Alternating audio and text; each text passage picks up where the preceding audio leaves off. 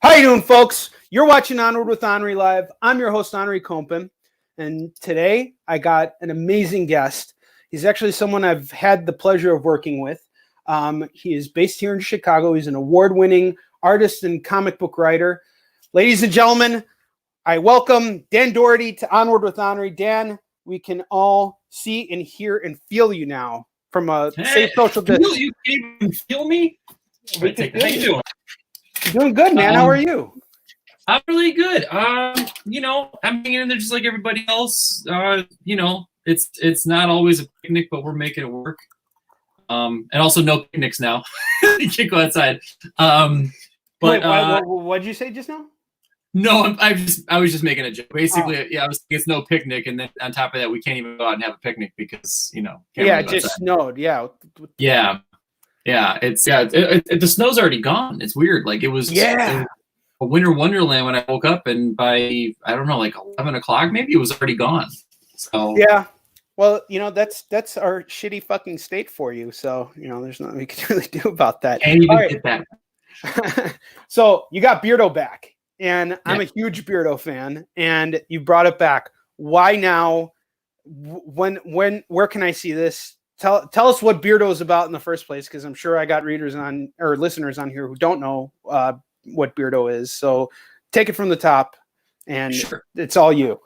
Sure. Yeah. So BEARDO is a slice of life comic strip that I did for about 10 years. It followed the misadventures of the character BEARDO, who is essentially me, as he went through all of the growing pains of being an adult in a humorous way, like just trying to doing what you love with doing what you've got to do, good relationships, bad relationships, getting married, becoming a parent, like all the slice of life stuff that we do, seen through as many of a lens as I could possibly make. I ended it in 2017, not because I was running out of material or anything, but because I just had a lot of other projects at the time that I wanted to do, and I felt like maybe BEARDO had possibly maybe just I wasn't sure if it was something that people were still interested in, because the industry that I was in, the comic strip business, was sort of in a weird time. Newspapers were going away, and the online situation wasn't quite what it is right now. So I ended it, and I didn't realize how many people really enjoyed it until I posted the final strip, which really went big and went viral. You might have seen it. It was featured all over the place. It was in the Huffington Post, and it was in a lot of parenting channels and websites. It was this one about how time moves too fast when you're a parent. This one really, like, it just resonated in a way that I never anticipated. So I was perfectly happy with being done with it at the time. And then some time passed, and I realized that I had made one mistake with it. I never got to put my son in it. My daughter was the only one featured in it. And so I felt kind of bad about that. I was like, man, I've always wanted to tell more of the stories. And I also certainly want my son to be a part of it, because, he's going to grow up, and I don't want him to like be a teenager, like going, you never put me in a BEARDO. You don't know me. So like trying to avoid some future headaches. But I also realized one thing about BEARDO that I didn't really consider, is that, like, for me, it was a good outlet. It's a good way to make fun of myself, not take things so seriously. And in times like this, where everything's really, can get really bleak or look really kind of tough, it was a decision that was pretty easy to make for me to try to do that. On top of that, this whole coronavirus situation being what it is, it's forced a lot of people to ask the question, what would I do? What have I always wanted to do, but haven't had the time for it? And now I do. And so I've always wanted to bring back BEARDO for at least one more book and bring my son into it. And that's what I'm doing. Dude, that is fucking awesome. I'm so on board with it. Obviously, if it wasn't for your work on BEARDO, as well as some of your other projects, I probably wouldn't have sought you out to work on MARX with me. And what's really cool is that you're the first person I've collaborated with that's actually been on the show, aside from my co-writer on Yisun Shin, David Anthony Kraft. So, but you're the first MARX person. So, you know, take cool. credit. Yeah. And that's really cool. And I think you're so right about what you're saying about the situation of like, what is it that I've always wanted to do that I can do now? And the fact that you've decided to bring this back not only gives you the opportunity to kind of pick up where you left off, but it's the right place to pick up given what's going on. So I think it was the right move by you, and I'm Thanks. so on board with it. I can't wait to see more Beardos out there. And so what's your, now that new strips are kind of like gone the wayside, what's your new outlet for distribution? Are you looking into things like Webtoon and Tapas and all that stuff? Yeah, well, the way I am currently doing it is through Patreon. I figured it was a very simple way to engage with my audience, and I kept it really simple. You know, because I've supported a lot of Patreons. I like a lot of different artists that do work on there, and they succeed in their own ways. But I wanted to make this really simple, not only for everybody out there, but for myself, and not promise more than I could deliver. So the way I set it up, it's just $2 a month. So you can just set it and forget it. And then for that $2 a month, you get all the content that posts all month, which is going to be 3 new strips a week. 1 throwback strip per week at least, where I just kind of go and find an older Beardo and I talk about it, like what, you know, some of the behind the scenes stuff about it. And then I'm hoping to start unlocking some more content. I'm actually already up to 151 patrons, and if I get to 5, and that's only been like a week or so, maybe that's fantastic. I'm afraid to do Patreon. I don't know how that, because you have to offer people stuff, and I'm like, what am I going to offer people? You know, It's like I'm the writer. You know, I'm not the guy. Like, I can draw for you, but it's gonna fucking suck. I'm not a really good artist. It's cool. I mean, I can write, I can draw. It's still daunting. Like, it's like no, of course, absolutely. Patreon, no, I mean, you're right to feel that, but it's an ability thing. See, like, you have the ability to draw well because you have like the patience and the skill and everything. Whereas I do not have the ability to like sit there and draw. Like, I've been laying out this scene for the newest issue of Yisun Shin. It's like this big knife fight that's taking place between 2 of our, main characters. Cool. And it sounds great, but like every time I sit down in front of my iPad and start trying to draw shit, like nothing fucking comes out, and everything I draw is like horrible. And I'm not a good artist anyway, but I do draw layouts for Yisun Shin because I have a very specific idea in mind of what I want to do. Yeah. So I understand completely how daunting that is when you have a Patreon and it's like you have to deliver stuff to your audience that at the time you write it up makes sense, but then when you actually have to do the work, it's like, oh shit, now I got to find the time. And in between the kids and everything too, right? Yeah, no, it's definitely, I wonder the reason why it made it easier to do it was because before I did it, I sort of did a little test on myself to see if I could if I still had it, if I still was able to actively write and draw comic strips, that is, while I'm doing all these other things. Because I mean, like you said, I got my 2 kids, I got my wife. I've got three comics now that or more. Yeah, I got a bunch of different things happening. Yeah, like Touching Evil, sort of like I'm writing that one right now more than drawings, but it's still writing.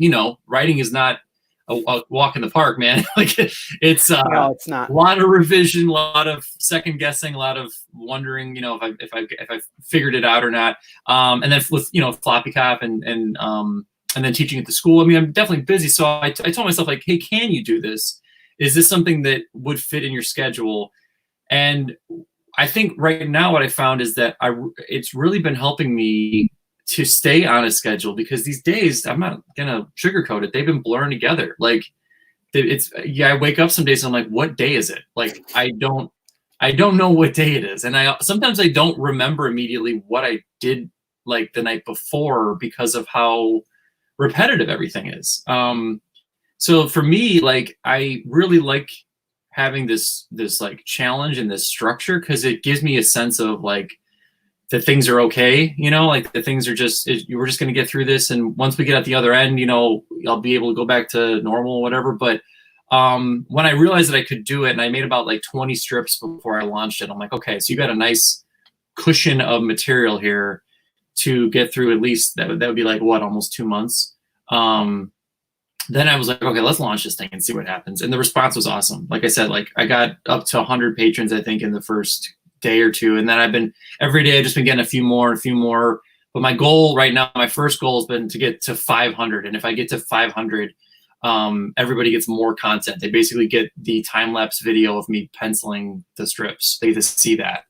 So, you know, you bring up an interesting topic, because right before we had we brought you on the show, I was on the phone with my good pal Ted Sikora. I don't know if you met Ted before. I know Ted, yeah. Oh, okay, cool. All right. So yeah. Ted and I were talking, and you know, he's got a new comic series coming out, and he's thinking about doing it primarily digitally, as opposed to doing things in print, and you know, just kind of waiting things out to see what happens with the direct market.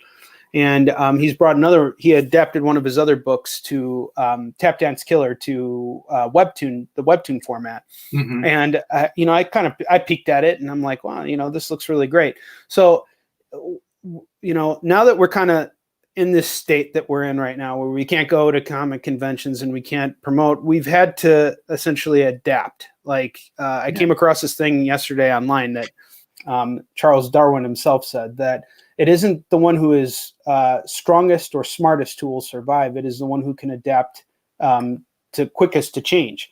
Yeah. And we've all had to do this. And in some way, we all have to find a way to keep the show going and, you know, find success on our terms. And here you are doing it. You've found a way to kind of like bring it together. So now let's take it over to what you said before about normal, because I think things coming back to normal. What does normal look like for you personally, given everything you've been working on? Yeah, normal to me, when I looked at this year, and you know, was planning it out for what I wanted to do, normal to me was a few things. There's a few definite constants in my year. One is that there's certain conventions that I would go to, you know, and those are, and you know that, man. Of course I do. I'm missing it every day.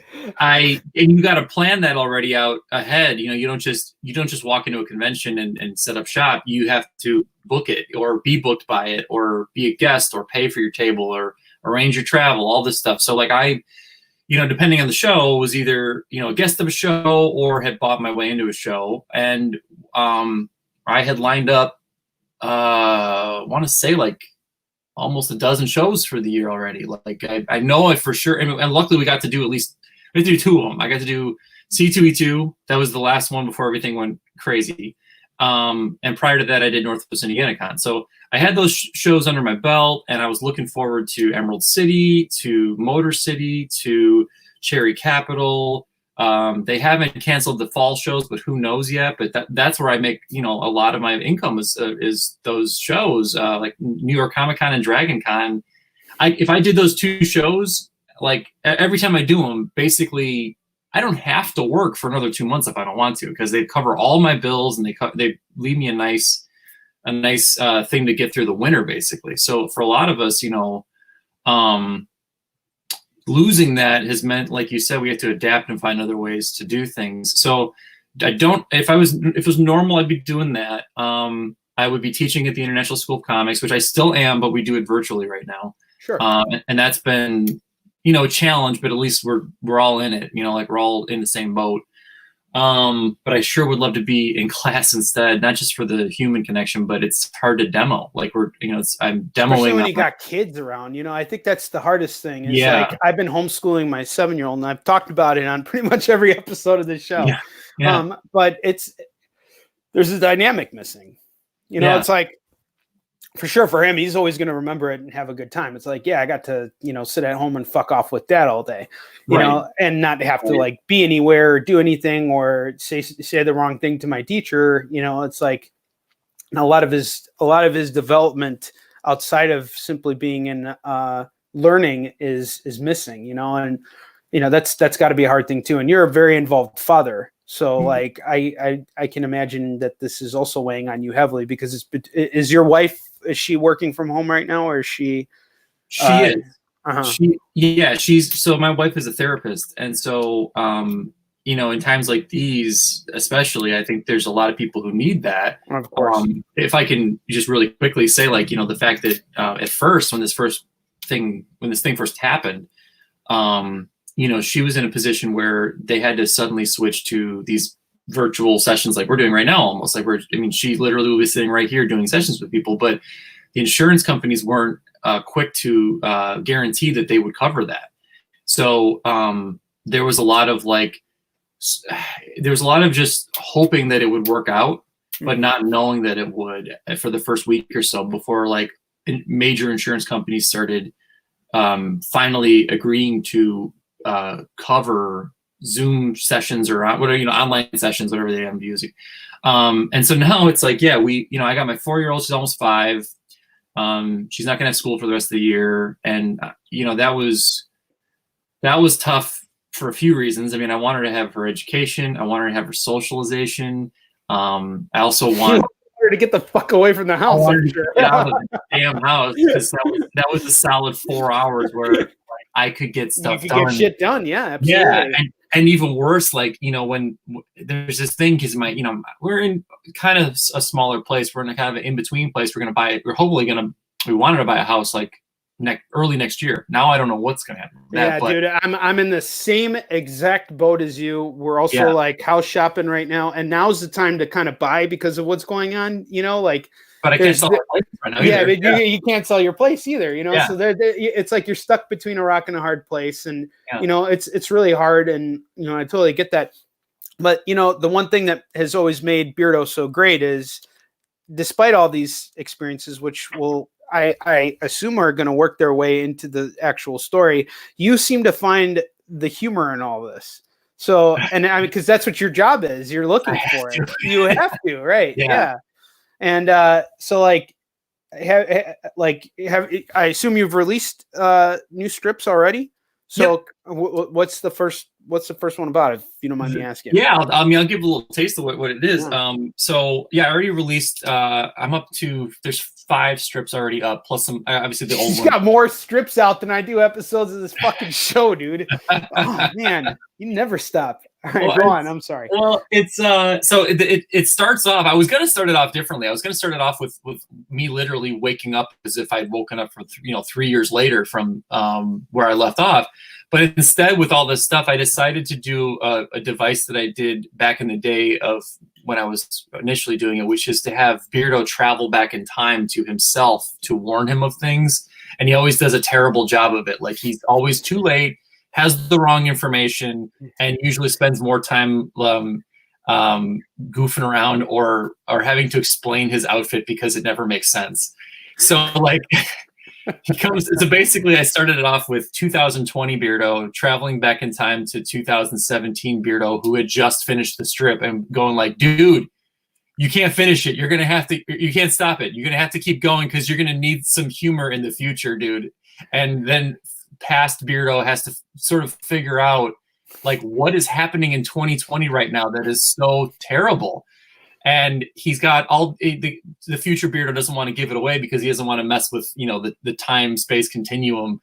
But there's a lot of clues on him. He's got a mask, gloves, hand sanitizer as 2 almost like nipples, and wipes, and he looks like what we look like right now when we go outside. And so that's how I started it, and I left a very confused 2017 Beardo to then live out his life as a soon-to-be parent of a second kid. I don't even have to see it, and it sounds fucking hilarious because I was thinking about it the other day. I'm like, shit, it's like April 15th, and March 15th felt like a year ago.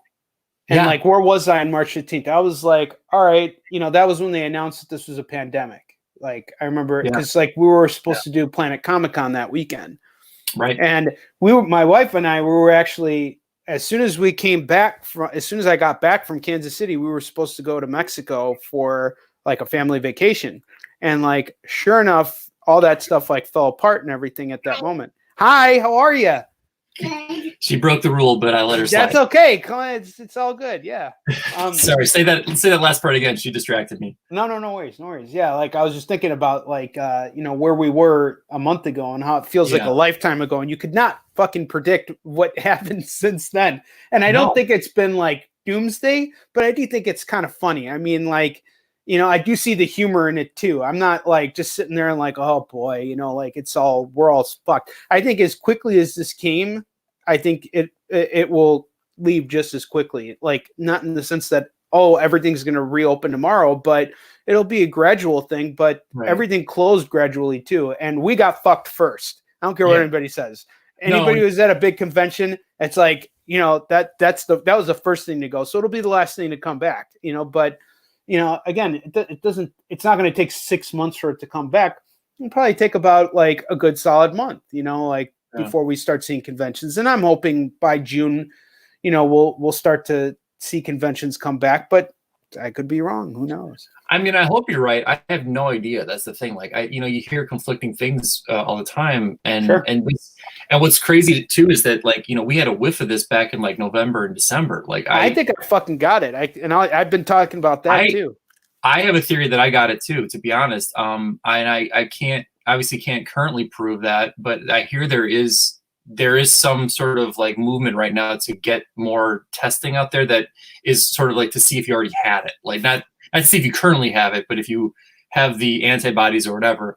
Because my wife and I and my kids all caught this like crazy hella virus that we thought was a combination of the flu and norovirus back in like, I want to say it was like early February. Like it was like, same with me. It was like right before C2E2, like not very far off from that. Yeah. And how did it start for you?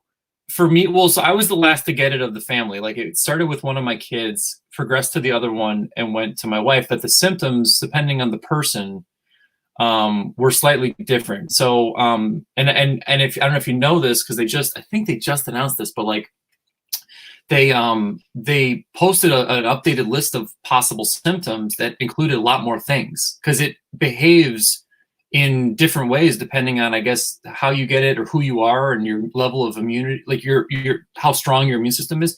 So here's the symptoms that we caught. All of us had very high fevers. At some point, we all had vomiting and diarrhea. Almost at the same time for some of us, which that sounded like a norovirus. But then check this out. Except for me, everyone got pink eye. And that's now one of the symptoms. So we had all those things. All of those things actually qualify as symptoms. And we also had the cough. It wasn't like as debilitating as other people have had.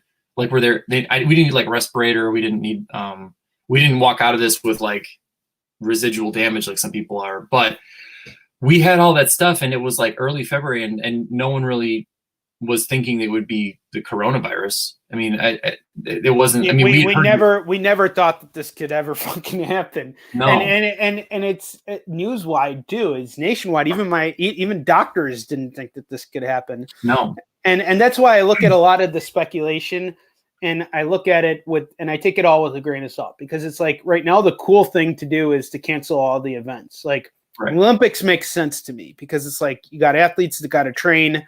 They need that physical contact in order to do like things like team sports and, things like that. So sports, I get it. Like you got to cancel that. Olympics canceled. Comic conventions, the biggest risk is, you got people coming from all parts of the world to these shows. How soon is everything going to open? Well, we're kind of the last ones to reopen, essentially. And there's still like a whole month and a half between now and June when, this can happen. And apparently, some good news.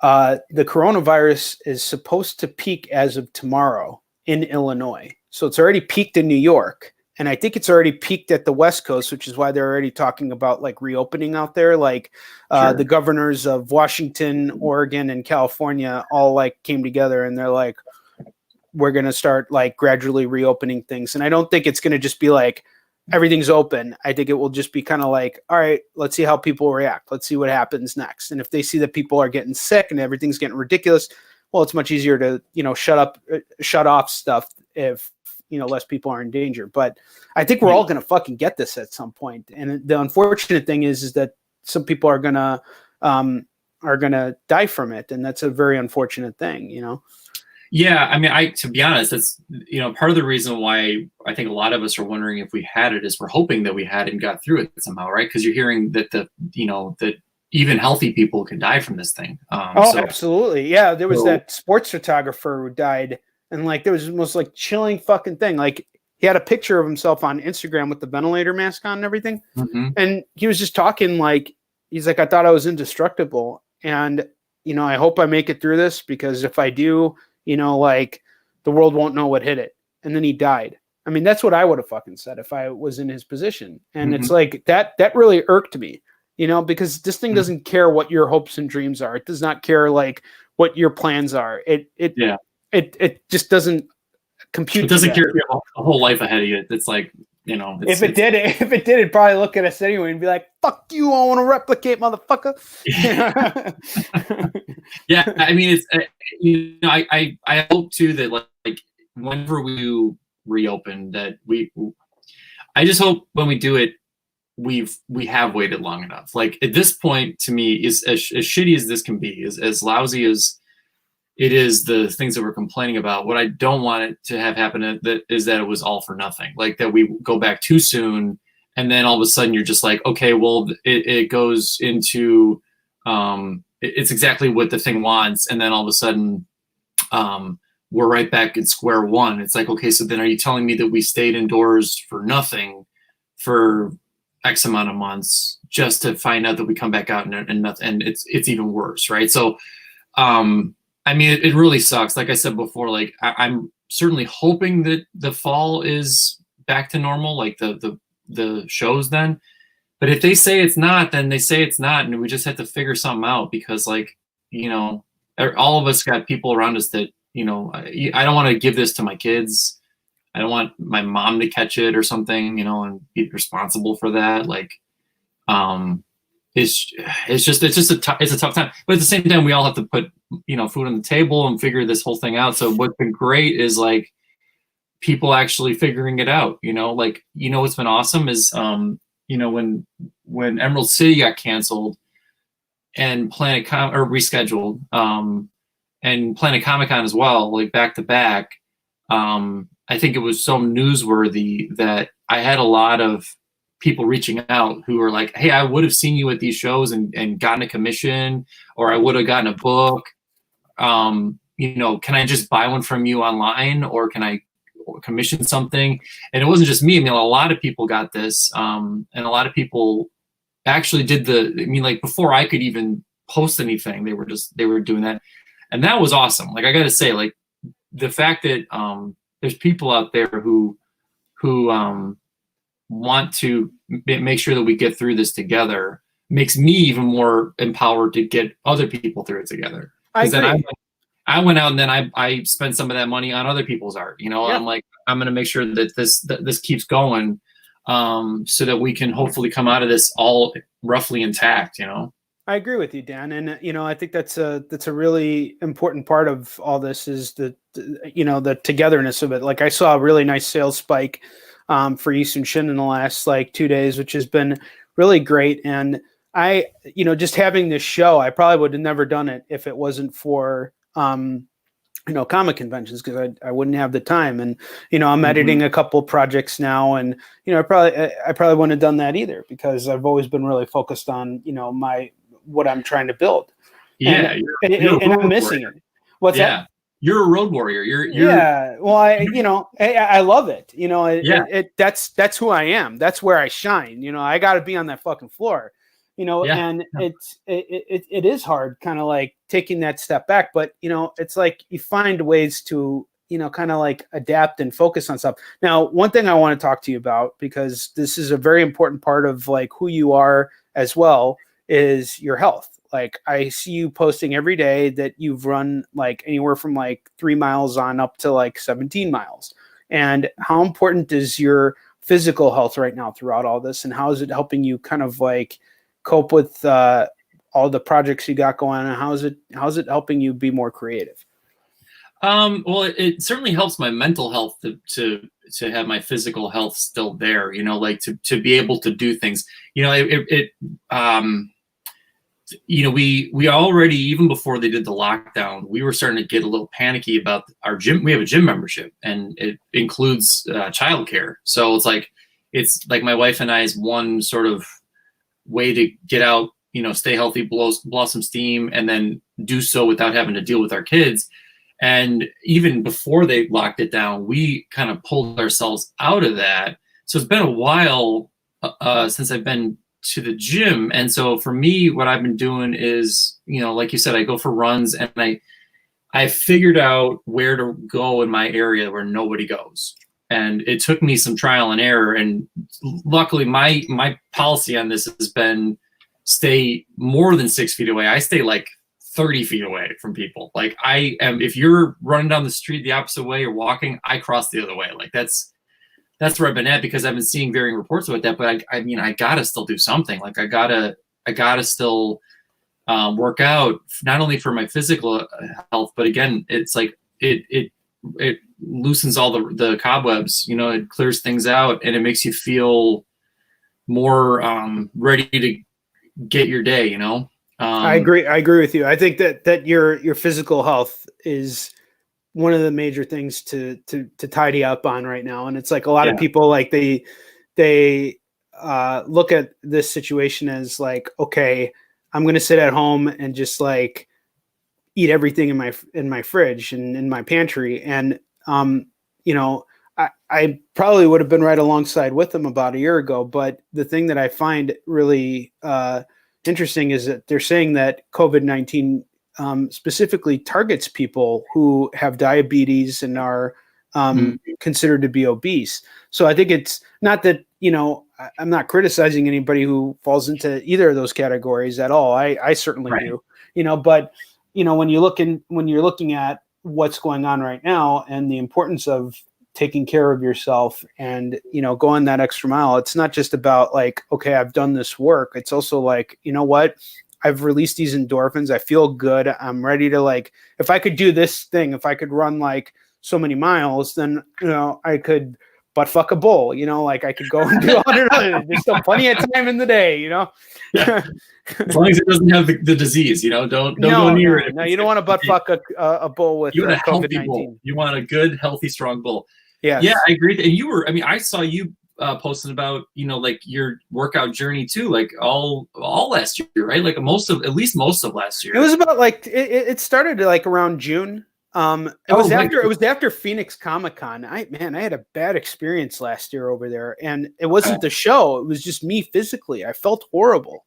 Yeah. And it was just like, and I put on weight over the years, you know, just from like being married and having kids, you know how it goes. Yeah. You know, it stresses of that. And then you get kids who like don't finish their food, and it's like, oh, look at this delicious food. I'll just eat it for them. You know. Can't waste it. Yep. Well, now we just put it off to the side, or my wife finishes it. But, you know, which is also having an effect on, you know, her too, because it's your life changes once you have a family. And when it comes to you personally, like your mental health becomes less of a priority compared to your kids. And you really have to just kind of draw the line at some point and say like, look, if I want to have issues going forward, then I can just leave this unaddressed. But if I want to live a longer life and be able to do certain things, then like, you know, I gotta take care of myself. So, you know, but, you know, seeing you do that, it's like, you know, I think that's great. And I mean, you're letting people know that like you're not shy about the fact that you take care of yourself. And I think that's a very admirable thing. Well, thanks. Yeah. I mean, I just like sharing it. And I like, I figure since like, I think about, I go on Instagram a lot for things that are not just like my comics. I look for like people who have different like workout routines, or like people who exercise in ways that I've never even heard of, you know, just to be like, okay, what is this? And I usually, you know, I might try it, I might not, but I'm just sort of curious. But I will say that even if like somebody posts something and it's not something I'm interested in doing, it at least it's a little bit of a kickstart to at least want to get up and do something. Like, yeah. And you bring up a really good point, because I think the thing is it's like the one thing I've discovered on my journey is I'm in control. and I'm going to do the kinds of exercises that I want to do. I'm not going to do what someone else thinks I should be doing. There's certain things I need to certainly kind of get the ball rolling, but like you do them because you want to do it. You feel good after you do it. You know? So yeah, no. And so then you can then in turn be potentially that for somebody else. I mean, then it's just another win to the whole situation. So I think when you posted it, I was like, this is great. And I've been like, you know, like I've just been posting it just to have, it's just something that I want to, it's almost like a habit at this point, you know, like I just sort of, it's a good habit. Yeah. But I like to have a little post, and then like I usually starts a nice little conversation with somebody, or even in like recently because of all this stuff, I had 2 friends who started taking up running because they were just like, all right, man, let me see what this running thing that you keep talking about is cracked up to be like. And I'm like, cool, that means you're doing this. And, you know, I never was a runner. And now I'm running like 2 miles. Now I'm running, I do 2 miles a day, which is like fails in comparison to you. But I mean, it's better than nothing. Right. And the thing is too, is I look at how it affects my convention performance, like how I actually am when I get on the floor. The amount of energy I have throughout the day is just tremendous compared to where I was. Like, why did I have such a bad time in Phoenix? Why was it such a bad show? Because I was tired the whole time. Yeah. I was exhausted. The moment I walked on the floor, I was tired. I was sweating. I was tired, sweating underneath my shirt. It was just like, okay, I'm fucking done feeling like this. And it wasn't the first time I felt like that, but you know, I had problems in my feet for standing so long. I had liver issues, you know, like just didn't fucking need that. I'm not even like 40 years old yet, you know, like, so it really does benefit. And, you know, the thing is and I've been in the position before more often than not, basically my whole life, where, you know, you look at people who take care of themselves and you're like, you know what, fuck you, you know, like good for you. You run. Like, I'm going to sit at home and not run, you know, but like, you know, now that I've been doing it, and I'm not the kind of person, certainly I don't see you being that kind of person either, where you're like trying to influence people to live your lifestyle. It's like, you know, you just kind of, you shared the good, you know, and that I think is an important thing. Yeah, that's a good way of putting it. Sharing the good. I like that, because like I've been, especially after like, I think it's been a couple of years now, I've been doing my best. I'm not always perfect with it, but like, I always think to myself, like, what am I putting out there on the internet? Is it a positive thing or is it a negative thing? You know, and like, and sometimes I've got a lot of, you know, just like I'm sure everyone does, like, you know, got things that really annoy me or pissing me off or whatever. And that's, you know, part of being a human being. But it kind of made like I wouldn't say like a hard and fast rule, but definitely a rule that I think I've been pretty good at sticking to, which is, just trying to find things in my day that are actually like good things. If I'm going to post, or it's like, if you don't have something nice to say, don't say anything at all kind of thing. So that's, running to me is a positive thing. Exercising is a positive thing. You know, making comics is a positive thing. So that's basically all I post is like those things.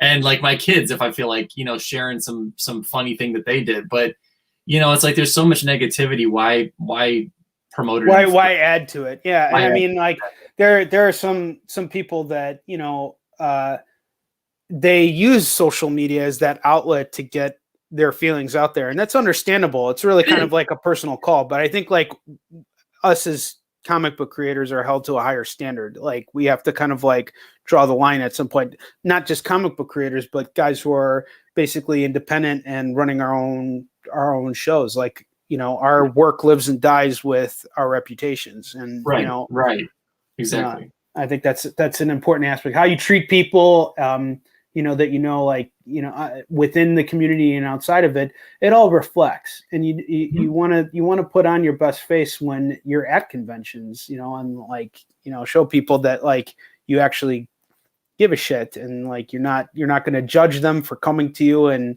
you know, wanting to do business with you. You want to welcome and, you know, encourage them to spend more money with you. Yes. So, you know, what's kind of interesting, by the way, is how long has it been now? We 6 years now since we, you know, were sitting in a Kyrgyz restaurant drinking vodka when, you know, we signed you on to do MARX. And did I send you the new version of this? Because we just reprinted it recently. I don't think I have a new version. I thought I saw either a proof or I saw a version where you showed me some of the updates, but I know I don't have one. You know, I owe you and everybody on the team books, so I'm gonna work on getting that done while I'm in quarantine. Yeah, it's cool. I mean, I know that everything's crazy. Like I'm still trying to figure out, like, I mean, this is a good problem, but like I realized I ran out of envelopes, so I'm like, I got to order envelopes to fulfill orders right now, which means that I had enough orders to run out of envelopes, which is nice. Which is a great problem, yeah. But it's now a great it's like, thing. yeah. But I'm like, you know, I mean, everyone's been super understanding lately, and just knowing that I'm, you know, we're all doing our best out here, right? You know, it's like we're just doing what we can. But I can't wait to see the new version. So I know that the cover is slightly tweaked, right? Yeah, I changed up some things, like you know, I don't want to go into the specifics so that, you know, I don't want to grill the artist who drew the cover, but, you know, just a couple areas that I wanted to touch up in colors. I mean, you know as well as I do, you put out multiple versions of Beardo. Sure. The work is never truly done. It's only abandoned. And, you know, when you go back, when you have the grace of being able to go back to print, you go back to press, you want to try and patch up what you can, whatever you find. And then you catch new mistakes. And that's the, no. Well, that's what's awesome about that book is that you've gone through that first print run. Am I right? Like, it's fucking, it's gone. Yeah, man. I got like 5 copies, and I have them like all signed by the creative team. Well, yeah, so, like, you keep your copies, right? But the run is and it's been run. It's amazing. Yeah. Like that shows the power and the message of that book and how it resonates. You know what's really awesome is like every time I am at a show with you,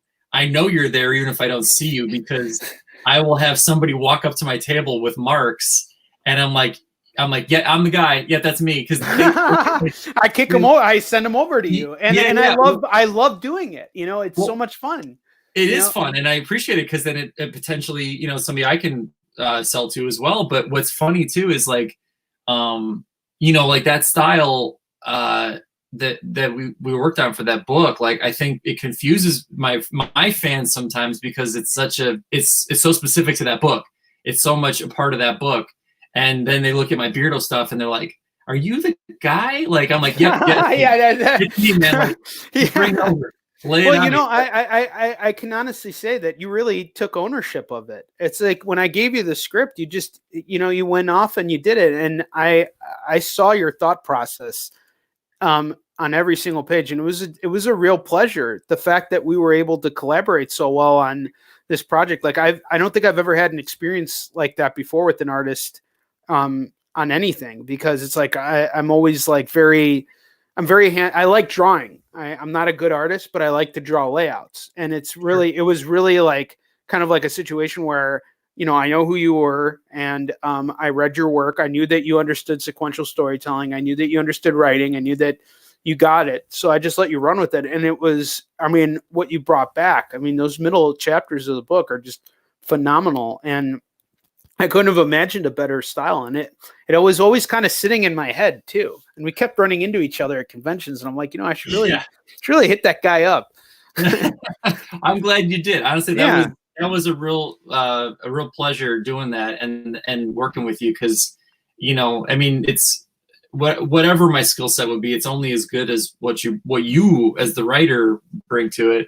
And I mean, it was cool knowing that you know, you already had some content that had been developed, so I could see some of the vision of what you were doing visually.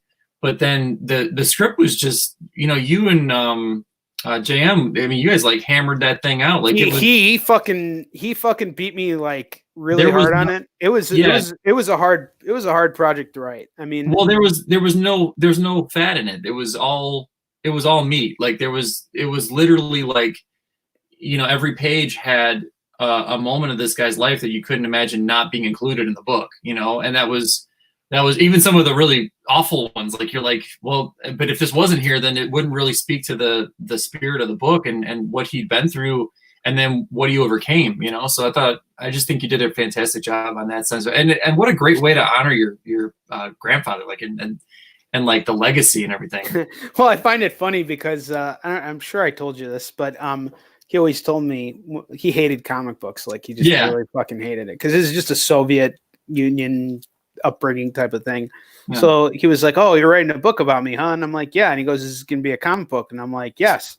And he goes, well, I hope I die before it comes out. And I was like, all right. Well, the good news is he got his wish. So, I mean, that happened. The book came out like There's 5 years that later. you need for this, man. That's good.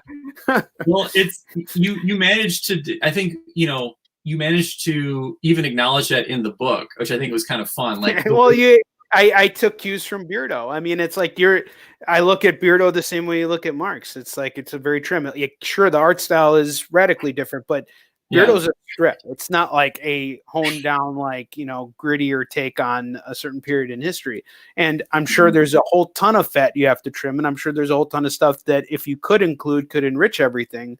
And I think the hardest thing for me with writing Marx was knowing what to leave out more than anything. And I assume that's got to be an issue for you too with Beardo at some point. It is. I always tell my students at the school that, like, one of the best way to become a good editor of your work is to try to fit your ideas into a comic strip, because your real estate is truly limited. If it's a weekly strip, if it's like a daily one, like, you know, like the normal 3 to 4 panel ones, you got maybe 3 to 4 panels, maybe 5 if you use the space cleverly, but like, it really boils down what you're trying to say to its essence, and you got to land a joke or an idea or whatever it is with as few words and pictures as possible. So when I think, I mean, inadvertently that ended up becoming probably some of the best, like, on the job training I've ever had, was doing that strip for 10 years, you know. And then when I would do another book, like whether it was my stuff like Touching Evil or Floppy Cop, or if I was working on someone else's book like MARX or, you know, anything else that I've done, you know, that same mentality from Beardo kind of crept into everything else of like, how do I say this as succinctly as possible? Like, and what am I saying? You know, like that's the thing. Like, it forces you to confront, like, what am I actually trying to say here? Because I've seen, you know, you see a lot of comics that, I'm not trying to knock anybody, but like, I see a lot of comics that just sort of like are sort of stalling while they figure out what they want to be. You know, they're bullshitting their way through an issue because they don't know what they want to be, and they'll hopefully figure it out at some point. And hey, I'm certainly rooting for them to figure it out, but like, to me, like, I want a comic to know what it is and execute that, and that's what helped me with, you know, other things, was to do comic strips. So speaking, while we're on the topic of comic strips, and something I have not had a chance to get around to, but truly do want to get around to, is Floppy Cop. And this is like your new bread and butter right now, from what I've seen at least. So let's talk about Floppy Cop. Give me the pitch. Tell me everything that I need to know about Floppy Cop, and make me feel very, very regretful that I don't have it in my hands right now. Yeah, you're gonna hate yourself after this, man. I am. I know for a fact. So Floppy Cop is now up to the point where it's the first version of the first series is collected in a graphic novel. So it was 5 single issues that are now in a comic that follow this guy, who is a cop who's literally bending over backwards for justice because he's missing the vertebrae in his back.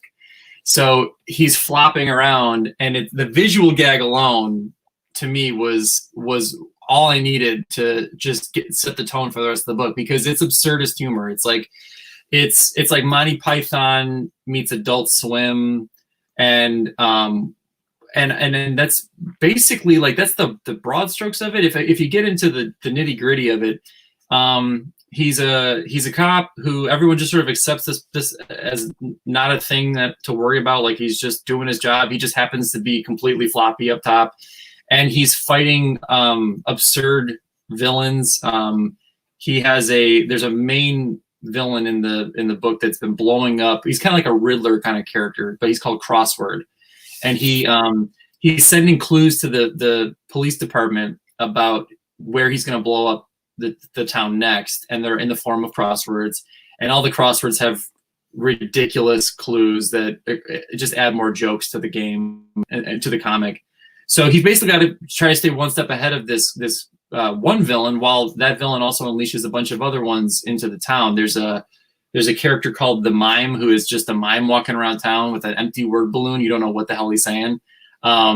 There's a character called the Third Bird whose catchphrase is, they killed 2 of my friends with 1 stone. They should have killed 3. And the actual retired NBA basketball player Muggsy Bogues makes an appearance as a villain, only because he has a great villain named Muggsy Bogues. So it's that kind of stupidity that is at the heart of this book. So is Floppy Cop himself, is he inept, or is he like Batman? Like, where did the inspiration for this character come from? He's a good cop, actually. But he's not, and this is where the puns come in. He's not a rigid thinker. He's able to go with the flow and be flexible, literally. You know, where some cops are like, there's a partner that he has on the force, who's a new rookie kind of partner, that kind of thing. It's a girl. Her name is Carmen, and Carmen is a young, fresh-faced kind of cop who wants to play it by the book. You know, wants to do everything by the rules.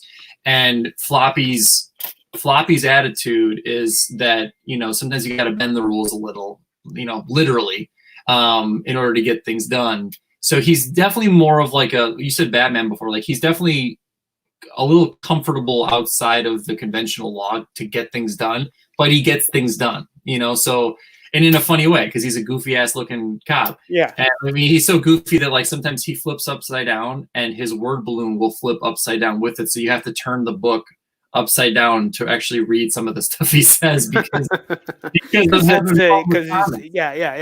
So you've been working on this with SourcePoint, and you know, they're gaining a lot of traction as a publisher. They're everywhere now. What's that experience been like? Fantastic. So yeah, Seth DeMoose and I, who co-created the book, you know, we brought it to Motor City Comic Con as a self-published thing first. And this, I want to say that part because what was so cool was we had, this was 2 years ago, by the way, this was in 2018 that we debuted issue 1. And I had already been talking a bit with SourcePoint about bringing Touching Evil to them, but we still hadn't finalized that whole contract yet and all the terms. So lo and behold, me and Seth and the colorist Milena Donano and the cover artist Jay Fosgate all happened to be at that show to debut Floppy Cop. We all had our own tables in Artist Alley, and the book like blew up. I mean, I made like 200 copies of it, and I think I almost ran through the whole thing at that show. That's incredible. That is absolutely incredible. And nobody knew what the hell it was. They were like, they just liked the cover. They thought it was funny, and they got what they thought it would be because it is funny. Like, it's a funny book. I'm looking forward to reading it. I can't wait. Yeah, I mean, I'm glad it's collected as a trade. I want to pick it up. I could buy it from your store, right? Yeah, it's all in my store. Yeah, for sure. No, I appreciate that, man. It's I think you'll really enjoy it. It's got my sense of humor, but without the filter that I'd have to put on Beardo to keep it all ages. So I can get pretty. You can sneak a few dick and fart jokes in there. Huh? Oh yeah, dude, it's chock full of them. Excellent. I can't wait. Got all kinds of humor. There's a sexual innuendo involving pretzels. It's ridiculous, man. So we talked at that show about doing this, and what was cool about it was that they liked the book first. They didn't come at it because they just wanted to work with me or something and make, you know, some quick cash grab as if that would work anyway. But like, it was like they thought it was cool. And what was really cool about why they picked it up was it was by all rights at that time, with the roster of books they had at the time, they had nothing like Floppy Cop on their table. Their brand at the time was almost exclusively like horror, sci-fi, supernatural kind of stuff. Since then, they've definitely expanded. I mean, like you said, they've been growing by leaps and bounds ever since a couple of years ago, really. Like, it's been a steady climb for them. But the fact that, you think about publishers and typically like they have a wheelhouse, right? They do like, we're only going to do space comics, or we're only going to do, whatever. You got to stick to what you can sell. Superheroes, right? Yeah. They have a stick, right? SourcePoint was just like, we like this book. We think it's a good book. We believe in it. They went all in with it, and they gave us the contracts we needed to make it happen. And then ever since then, they've been pounding the pavement with it, man. Like, it's a slow burn for a book like this because, again, nobody knew what the hell it was. It doesn't have an automatic hook the same way that like my Touching Evil series did. Like, you know, when I explained it to you just now, it's the same way I explained to everybody. I'm like, it's a goofy book, man. It's really fun and whatever, but like, it's a tougher pitch than like Touching Evil. So the fact that they just keep pushing it and pushing it into the market and believing in it, has allowed us to now do a second series. Like we're already working on a second volume right now.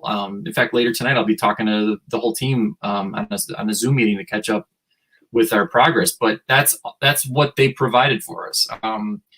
SourcePoint has managed to, through this whole pandemic situation, pivot and find new ways to keep everybody afloat. They still were able to, you know, to release royalty checks this quarter. That's phenomenal. Good on them. I mean, when you look at what Diamond is doing right now, you know, when they owe, especially considering that they probably got hit with this too.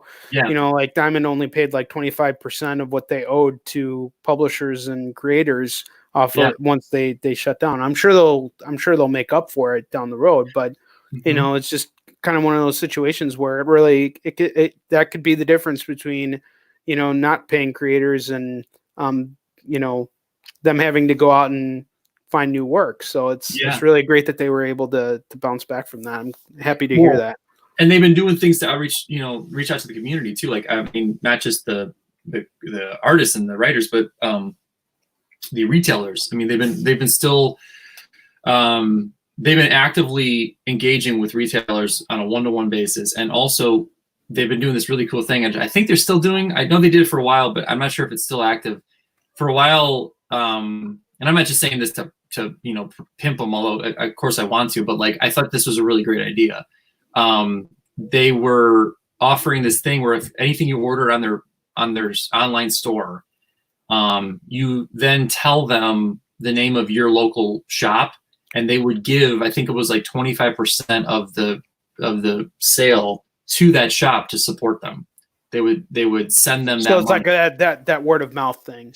Yeah. So, but it certainly a brilliant promotional strategy, but it also was like a way to keep these retailers, the shops, alive. You know. Yeah, like, and that's a pretty big thing right now. You know, it's like like our friends at Challengers who are basically like fucking, you know, they're running mobile now, you know, and just running shit out of a different store, and they've been dealing with, and they're adapting too, you know, and that's why I'm confident we'll survive this, and you know, comic fans haven't gone anywhere.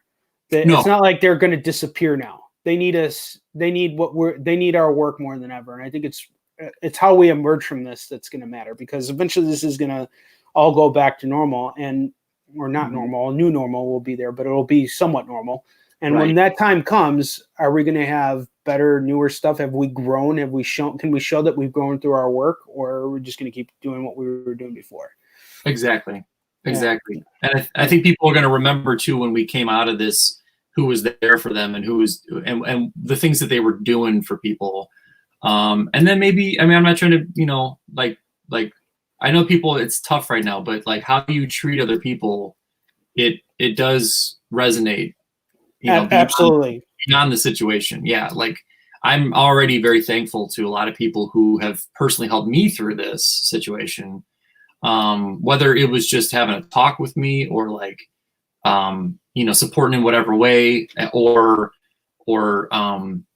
just sharing, you know, their own stories with me. It's been in a way like bringing a lot of people together in a good way, even though we're all apart. But like, when we get out of this, I'm going to remember those people a lot, you know? Yeah, for sure. And you know, Dan, my door is always open too. I hope, you know, even after this, that you'll stay in touch as well. And, you know, I think that's a really important aspect. You know, we're buds. The door. You don't want to get any actual germs in. We'll do it. Yeah, we'll do it from a safe social distance.